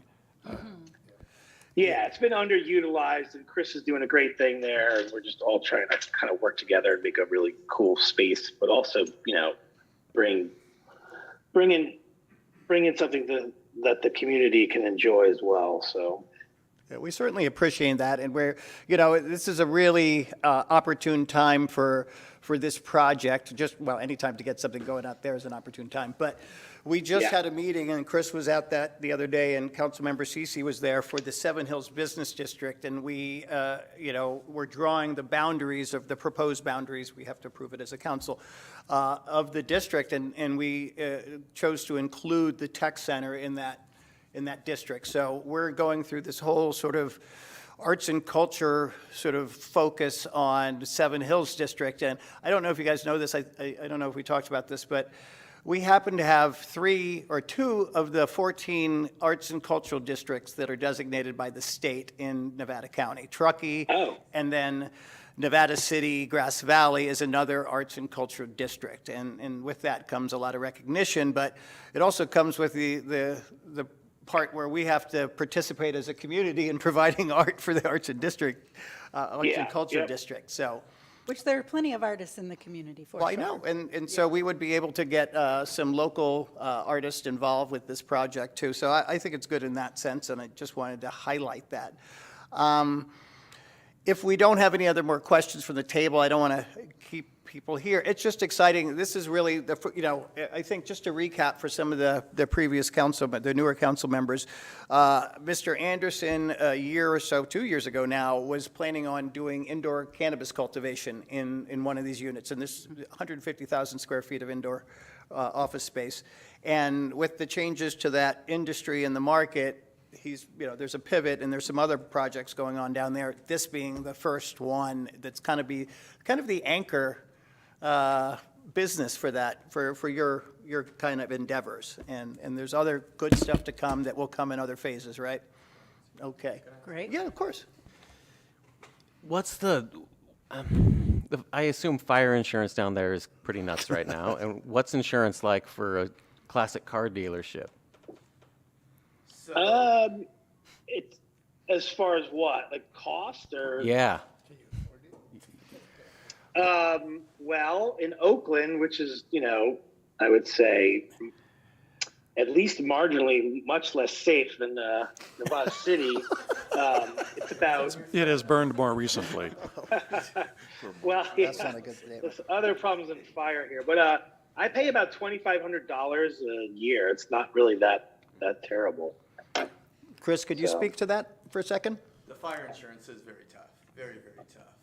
It was a very big challenge to obtain fire insurance.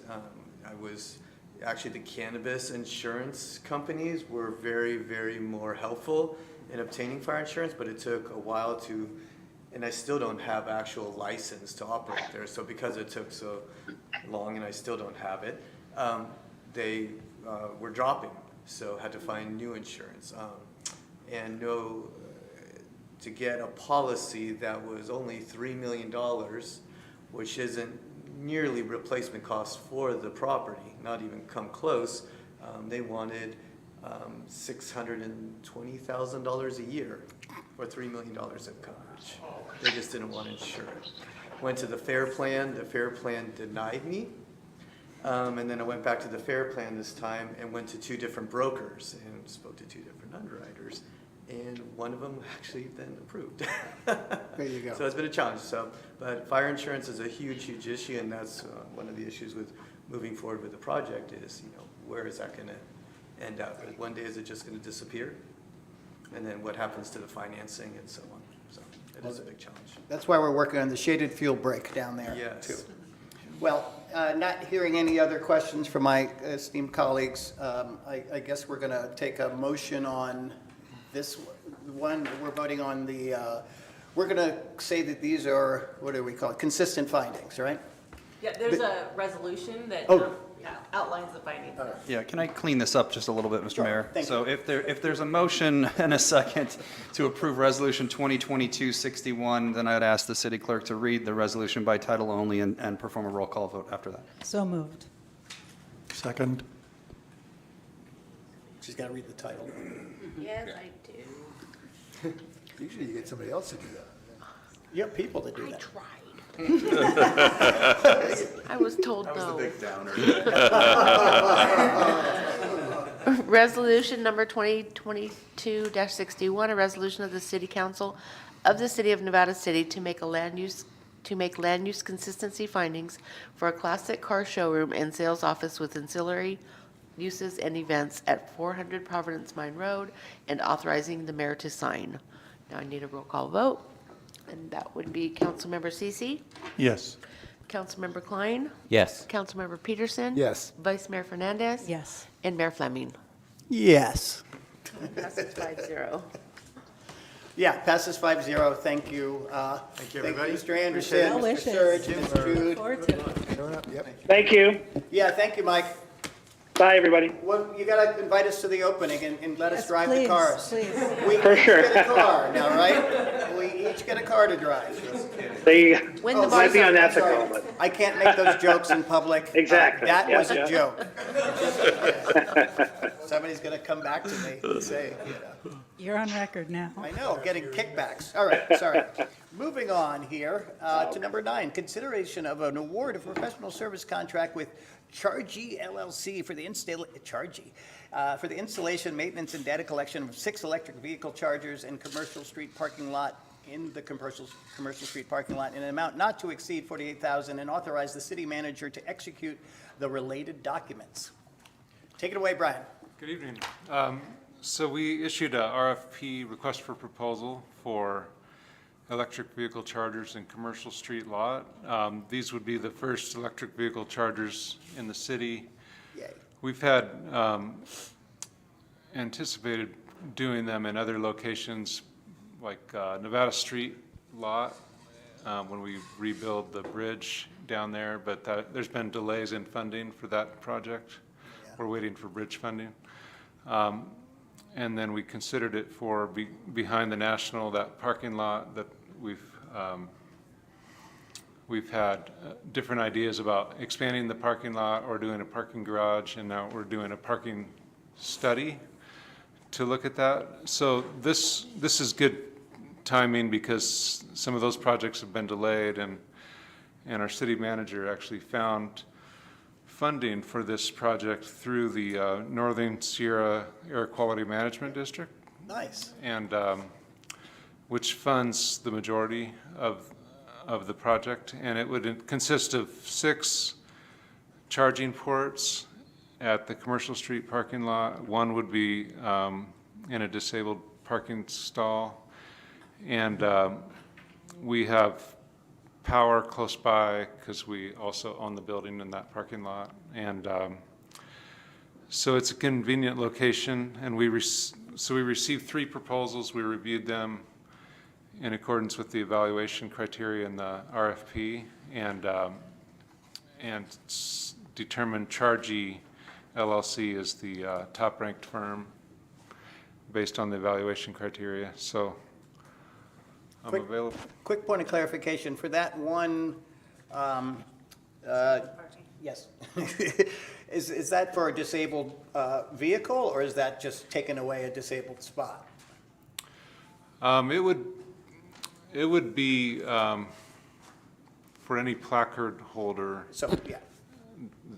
I don't think you would have to have electric vehicle. You wouldn't get cited for not being an electric vehicle. Anybody with a placard could park there. Right. We're not losing disabled parking. Yeah, correct. That was Awesome. that was our that was both of our concerns, and I If knew they you were drive an EV, they can charge and park. Yeah, okay. All right, I'm sorry, I did that a little out of order. Is there any public comment on this issue in the room? Any online? Okay. Council members. Cece. No comment. Klein. I think it sounds great. I've heard Seven Hills talk of putting electric chargers there. Is that this isn't in place of that? This is a specific thing that's unto itself. Is that right? Yeah, this would be the first location, then we'd start looking at others. Okay. Cool. Yeah. Gary? Welcome to the 21st century, Nevada City. This is exciting. This is exciting. I mean, I remember when they came to Briar Patch. I don't have an electric car, but I'm like, this is cool. So no, I think that this is exciting, and I'm excited for more efforts towards climate adaptation, as it is now an embedded strategic initiative. Exactly. And this is a great first step. Thank you, Brian. One thing, Mr. Mayor, that we noted in the financial implications is that we would intend for the charging to be free for the first 6 to 12 months. The reason for that is, it's already a metered lot. We want to get the data on how much they're used, how much they're plugged in, how often people just leave it plugged in all day to one car and it's not actually charging, all of the things that help you build a good program before we would start to charge. And then we would ultimately bring that back along with a comprehensive parking study and what we're doing with metering and charging and everything all in kind of one fell swoop. So the city will absorb the cost of that electricity until that point. We don't know what the charge of that will be. It'll be based on use, but that seems to be a prudent way to do business. If not for no other reason, just get people encouraged to go to our lot and to charge their vehicle instead of burning fossil fuels and pay the meter while you're there. I often say we can be a modern historic town. It can be a walkable, modern, historic, bike, we were talking about that.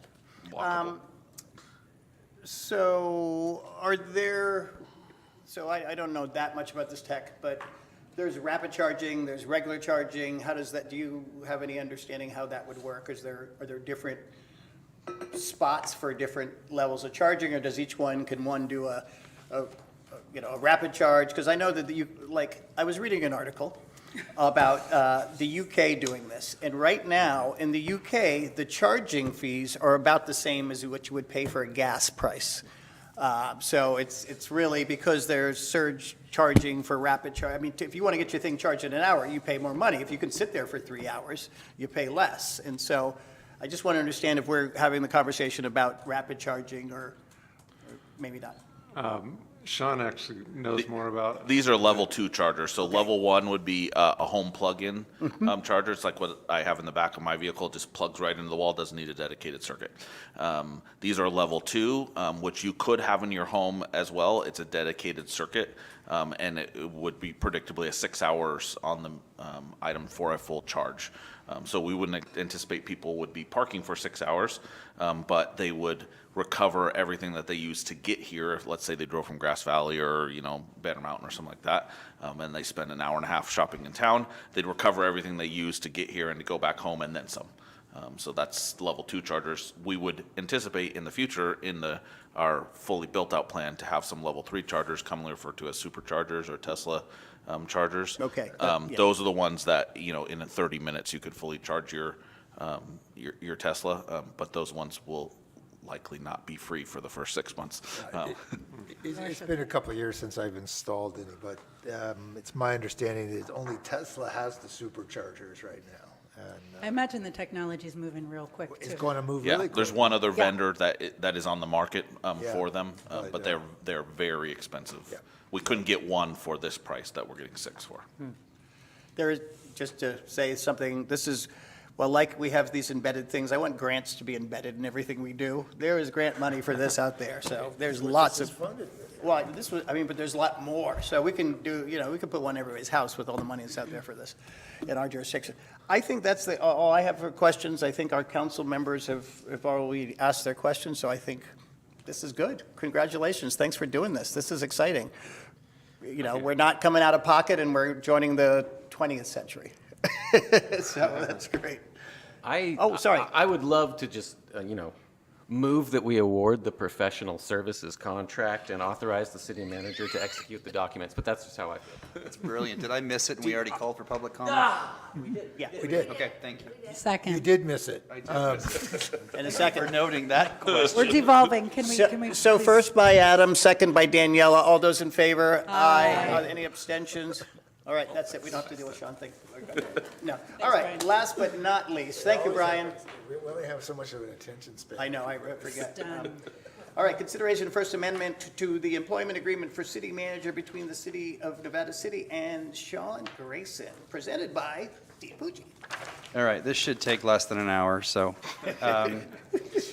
On January 26th, the City Council approved the employment agreement with City Manager Sean Grayson.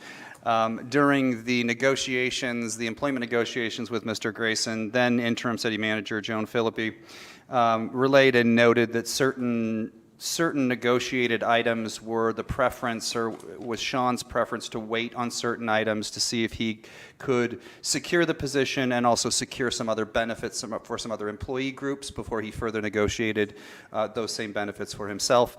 Subsequent to his appointment, employee negotiations concluded, which resulted in both a salary adjustment across the board for employees, as well as the provision of educational incentive pay. So the ask here is that Mr. Grayson's contract be amended to provide him with the benefits that are now provided with all other employees that would be entitled to those benefits. That includes a salary adjustment. Currently, Mr. Grayson's employment contract, Section 3C3, states that Mr. Grayson's annual salary will be adjusted by the same cost of living adjustments on the same percentage and at the same time as may be adjusted for employees in the city's management and supervisory MOU. That has already, according to that new MOU, that was adjusted for a 6% salary increase effective July 2022. That would be the first request and recommendation, is the council approve that salary adjustment in accordance with the provisions that are granted now to the other members of the same groups. The second item, educational incentive pay, same process. The MOUs for similar situated employees provides now for a 7.5% educational increase for employees who possess a master's degree, which Mr. Grayson does possess. That would also be retro dated to July 2022. That concludes my report. Council has any questions, I'd be happy to field it. Is there any public comment in the room on this item? Any online? No. Okay. Let's start with the table. Anybody burning desires? I'll let you guys go. Yeah, I just wanted to comment that, when Sean came on board, frankly, we had a very limited understanding of just how much money the city did have. Yeah, we did. And so we negotiated, and we were fully aware at the time that we were negotiating that, we had to bump the pay up just to even get people in the door. Yeah. So it was pretty much as the understanding is, once we understood the funding and once the employees were taken care of, we would look at where we stood. And that's why we're doing this. It is not attached to performance at this point. It is contractual, although performance doing all right. If it was performance, it would be a lot more. He'd make more money under performance. But that's the story of kind of how we got here, and it's important. It is contractual, and it's certainly the right thing to do. And what I really respect is that the employees came first on this. Yeah, there you go. And that we had many, many employees who had not received any increase for a really long time. Way too long. So it puts us in really good shape, and I think it's a really good thing to do. Thanks for that context, Gary. I think that's really important. It is. It's helpful. Anybody else? I'd just like to point out that Sean, he couched this as waiting to see what the other, you're just waiting to see if you kept the job, if you wanted to stay here, is why you didn't do it up front. No, but, just to make this clear, this is something that, every other employee gets. It's the benefits we give to all our employees. This is nothing special for Sean, even though he would deserve something special, I would think. And so I'm looking for a motion. I so move that we approve the First Amendment to the employment agreement with the city manager. And I'll second. All right, first by Lou, second by Gary. All those in favor? Aye. Aye. Any opposition? No. Any abstentions? I get to mess with it. All right, passes 5-0, and let's go through our city manager report really quick, and then we'll go through our reports really quick. Dean's gone already, so. Dean went home. Mic drop. Just one thing, for those folks that have just joined us on YouTube at some point in the last couple of weeks, we're in the middle of a strategic planning process. We left our survey online open because people are still trickling in information, and it might end up being helpful for one or more of the committee. So feel free to fill that out. Be a couple meetings before we get the draft report back to you at the council, but that's all I have this evening, other than great Constitution Day weekend and parade, and that's the last of our big events until Victorian Christmas. So got some time to take a breath and do some fun things with the family as the weather cools down. That's all I have for you this evening, Mr. Mayor. Thank you, Mr. City Manager. Would any council members, Lou, you're ready to go, I can tell. Well, I just wanted to, so one of the things in the consent agenda was item 6 about closing off a water main that runs under Miners Foundry. And there were neighbors in my neighborhood who were concerned about that having some impact on their parking and the access to their homes. And I asked the question of Sean and I asked of Brian, and they gave me perfectly clear answers. And so those constituents' questions were put to rest. Thank you so much for being responsive and so quick. And thank you, Lou, for following up with constituent questions. That's one of the most important part of our jobs. It's little stuff around the margins that really helps. When a constituent comes to me, I do whatever I can to help them. And that, I'm not saying that didn't happen in the council. Well, probably didn't happen in the council before, but it's certainly something that we're doing much more as a council and as a city. So I think that's really important to acknowledge that. The one thing I'd like to bring up is that we had our Seven Hills meeting, and that's moving along. If you guys could, I know you're trying to get there and things like that, but if you guys can rotate into that meeting, that's a really good effort. And I really like the Arts and Cultural District overlay with this, and we're going to get something good out of this. First thing I think we want to do, though, is, there's some good ideas, there's some good committees going on, but I think we need a planning grant just to put some money around a sort of Seven Hills master plan or whatever we're going to do, so we can, plan that out, have it dovetail with our strategic plan, and then put some energy towards it. Also, just, I don't know what's out there, but I heard tell from former Mayor Strasser that there was a Seven Hills plan. Granted, I don't know what it says, I don't know what's in it, but if we don't have to reinvent the wheel completely, it would be worth, it would be worth looking at that first. If we can find it. Yeah, sure. Mayor Strasser, if you're out there and you're listening. Did he say he had it? I'm not sure. I'm not sure. Also, I would love to cycle into that meeting if we can have a more formal schedule of that cycle, of who's there when. That would be helpful for me, if that can be organized. You know what might be easier is if they can put arts and culture on the agenda, and then, because it's kind of a wide-ranging thing, or I don't know, but if you want to come in, Lou is the primary there right now, Yeah, and I just happened to go because Adam wasn't there, and I wanted to also talk about a few things, and so Sean and I will work on how to make that happen. Well, because I think it's just going to, there's a lot of energy around here and a lot of interest, so I think, if we can figure out how to get other eyes on that from time to time, just not, leave the primaries is really important. Sure. But just if we can have opportunities to participate in I that think it is would be great appropriate. for Particularly everybody. because there's overlay, right? There's Arts, overlay culture, and just, Newfoundland, and we all have a grants. need to really understand who's down there and Yeah. what their needs are, so. Make Yeah. those connections. And, Figure out how to do that. maybe even a housing forum down there too, because I think that's, that's where I think some housing could go. I don't know. It's where we have space. Yeah.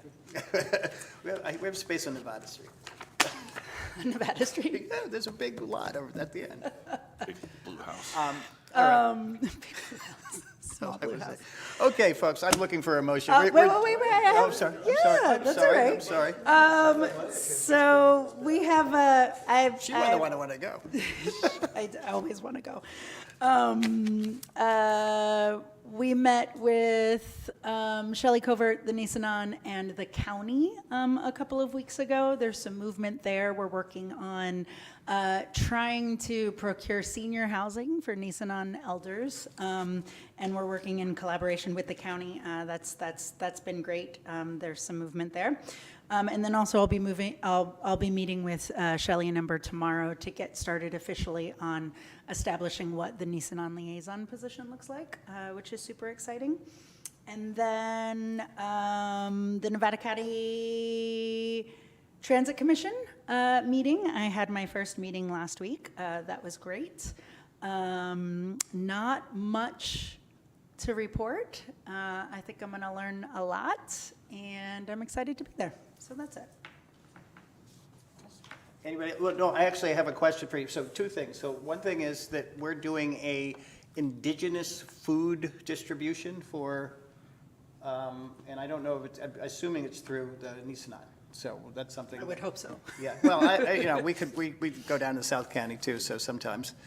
And then, I don't even know what the other thing is. Anyway, I'm looking for a motion to adjourn. Just one more comment, is I also attended the first LAFCO meeting where Amy was there, and we did approve the annexation that the city had requested, and that's all I wanted to say. What did we annex? Oh, The Juvie Hall annexation? no, Yes, the. Forest Service. For the Forest Service and the lots on Old Downeyville Highway, the ones that we approved Oh, a few yeah, minutes yeah, back, yeah, right? yeah. So. not Gracie Commons, though. No, I'm willing to adjourn this thing. Motion to adjourn. Second.